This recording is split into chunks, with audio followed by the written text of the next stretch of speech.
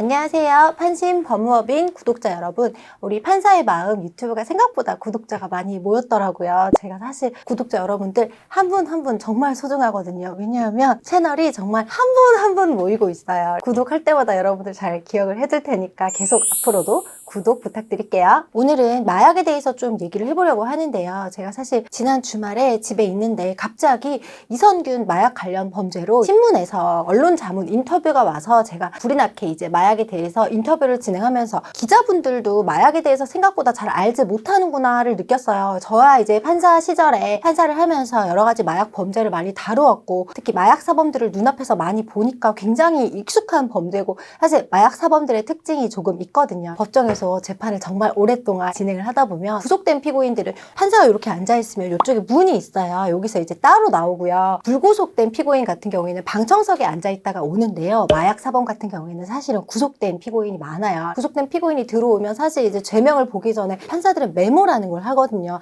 앞사건의 사건 진행 같은 걸 이렇게 간단히 적는 건데 앞사건 메모를 막 하고 나서 기다리다 보면 다음 사건에 피고인이 죄명을 보기 전에 피고인 얼굴을 먼저 보는 경우가 있어요. 그래서 이렇게 딱 쳐다보면 사기, 폭행. 그 중에서도 사실 마약 사범은 좀 특징이 있어요. 여러분들 어떤 특징이 있는지 아실까요? 머리를 깎은 경우가 많아요. 마약 사범들은 대부분은 이제 모바일 같은 데서 마약이 검출되니까 깎은 경우가 많고, 그리고 마약 사범들은 말을 하다 보면 마약 사범만의 특징이 약간 있어요. 언행이라던가 상습 마약 투약이 된 경우에는 마약이 약간 찌들어 있는 게 보이거든요. 제가 오늘은 법대에서 마약 사범에 대해서 이제 판결을 해본 판사로서 경험을 담아서 오늘 마약에 대해서 좀 자세히 설명을 해보려고 해요. 편의상 이선균 씨를 이선균이라고만 부르겠습니다. 이선균 사건 같은 경우에도 지금 모발에서는 마약이 검출되지 않았는데요. 마약류는요, 마약 향정까지 포함해서 마약류라고 하는데 제가 그냥 마약이라고 할게요. 여러분들 마약 검출 기간에 대해서 잘 아시나요? 마약은요, 소변 검사와 모발 검사를 하게 되는데요.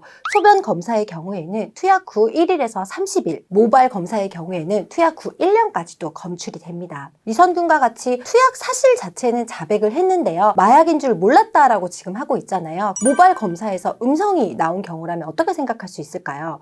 적어도 오랜 기간 한 10개월 정도는 마약을 안 했다고 볼 수 있기 때문에 상습 투여자는 아니라고 볼 여지가 사실 조금 있습니다. 그러면 머리색을 탈색하면 마약이 검출되지 않을까요? 가끔 탈색, 염색으로 마약 검출을 방지할 수 있다고 생각하는 투약자가 있어요. 반복적인 탈색과 염색은 마약 성분의 양을 아주 다소 감소시킬 수는 있지만 양성을 음성으로 바꾸지는 못합니다. 그렇다면 요즘 마약 검출 기술은 어디까지 발전해 있을까요? 모발 검사는요, 단순히 이 헤어, 머리털만을 의미하는 건 아니고요. 인체에 있는 모든 털로 가능합니다. 일명 대패질이라고 하는데요. 수사기관은 마약 사범의 머리털, 겨드랑이 털, 음모, 속눈썹, 코털, 심지어 항문털 있잖아요. 여기까지 채취를 하고요. 털을 채취할 수 없다면 손발톱, 침, 땀, 요런 것까지도 채취를 합니다. 여러분들 주변에서 마약 쉽게 구할 수 있었나요? 슈퍼 가면 마약 살 수 있나요? 아니죠. 마약 어떻게 구하는지 아시나요? 제가 마약 구모의 경로 알려드린다고 해서 마약 사시면 안 돼요. 마약 유통 구조는요, 보통 총 4가지로 나뉩니다. 판매 총책이 있고요. 또 중간책, 또 상선인, 소매상, 마지막 하선인, 투약자 이렇게 4단계로 나뉩니다. 마약은 판매 총책이요. 중간책으로 넘기고 또 상선인, 소매상, 하선인, 투약자에까지 넘어가는 방식인데요. 이래서 마약은 줄줄이 구속이 되죠. 무슨 말이냐면요. 상선 판매자들이 구속이 되는 경우에는 계좌 추적으로 하선 구매자, 즉 투약자까지 모두 색출이 가능합니다. 따라서 마약은 줄줄이 사탕처럼 핸드폰 포렌식, 텔레그램 채팅 내용, 전자지갑 주소, 계좌 추적 등으로 증거가 확보 가능하거든요. 따라서 판매책이나 다른 구매자들이 자백을 했는데도 혼자만 부인하게 되면 반성하지 않는다는 이유로 혼자 더 중한 양형을 각오해야 될 수도 있습니다. 이렇게 다른 판매 총책이나 중간책, 상선인, 소매상 등이 모두 자백을 했는데 나 홀로 부인을 한다? 이런 경우 어떻게 될까요? 공범의 제보로 마약 수사가 이루어지면요, 크게 3가지 영장이 발부가 됩니다. 체포영장, 통신영장, 압수수색 영장 이렇게가 보통 발부되는 영장인데요. 이미 수사기관은 증거를 충분히 확보하고 소환하는 경우가 많으므로 이런 경우에는 자백하는 것이 유리합니다. 마약은 공적 세우기라고 해서요. 즉 선처를 위해서 공범 제보하기를 통해서 수사 협조를 통한 선처를 구하는 경우가 많습니다. 상선 검거에 도움이 될 만한 내용을 제보를 하게 되면요. 플리 바게닝이라고 해서 검찰과 협상을 하는 게 아닌가 이렇게 생각할 수도 있는데요. 사실은 이렇다기보다는 앞으로 나는 마약 관련자와 어울리지 않겠다. 즉 재범 가능성이 낮다고 생각을 해서 기소유예나 양형이 작게 선고되기도 합니다. 이선균의 경우에는요. 현재 국가수 정밀 검사 결과 모발은 음성이 나왔어요. 하지만 다리, 털 등 다른 채모 검사 결과는 앞둔 상황인데요. 경찰 조사에서 이선균은 유흥업소 실장이 준 게 마약인 줄 몰랐다라고 고의성이 아니었음을 어필하고 있습니다. 이렇게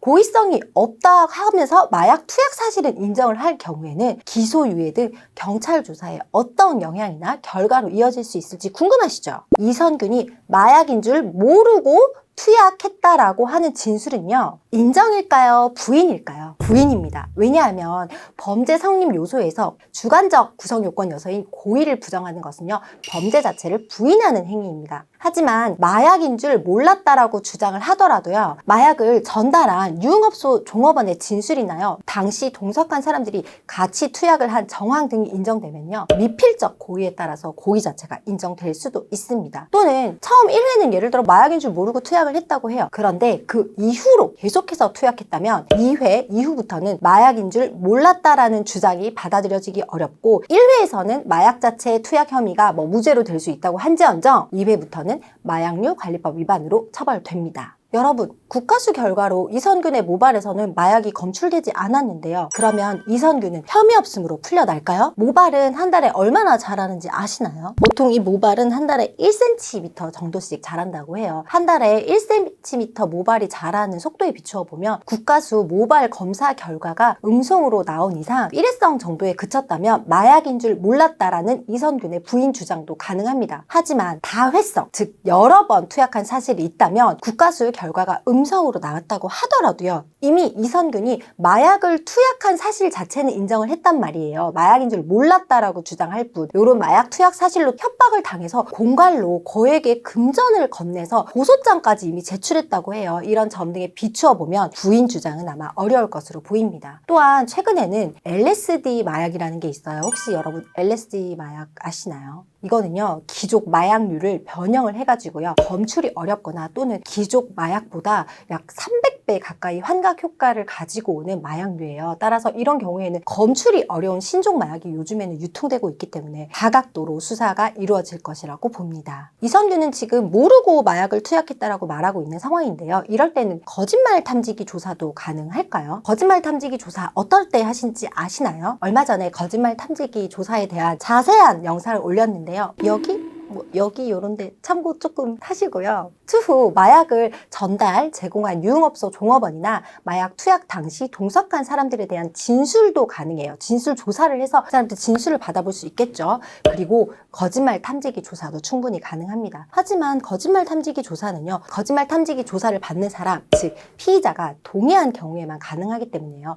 이선균이 거부하면 불가능하고 이럴 때는 아마 핸드폰 포렌식 수사까지도 이루어질 것으로 보입니다. 이선균에 대한 앞으로 수사 방향과 처벌 수위는 어떻게 될까요? 만일 유흥업소 종업원이요 정말 함정을 파가지고 이선균한테 나중에 돈을 갈취할 목적으로 마약을 투약하게 했다. 그러면 이선균 측은요 공갈로 고소할 뿐만 아니라 별도로 유흥업소 종업원에 대해서 자신에게 마약 투약을 하게 한 제3자에 대한 마약 투약을 하게 한 사실로도 고소가 별도로 가능합니다. 하지만 이선균 측은 아직 제3자에 대해서 마약류를 투약하게 한 혐의로 종업원을 고소하고 있지는 않은 것으로 아는데요. 만약 처음부터 이선균이 마약인 줄 알았다거나 또는 처음엔 몰랐더라도 반복적, 계속적, 자발적으로 다회성으로 투약한 사실이 인정이 되면 사실 중한 처벌은 면할 수 없습니다. 마약은 인간의 정신을 갉아먹을 뿐만 아니라 또 다른 2차 범죄로 이어질 가능성이 매우 높은 사회 악입니다.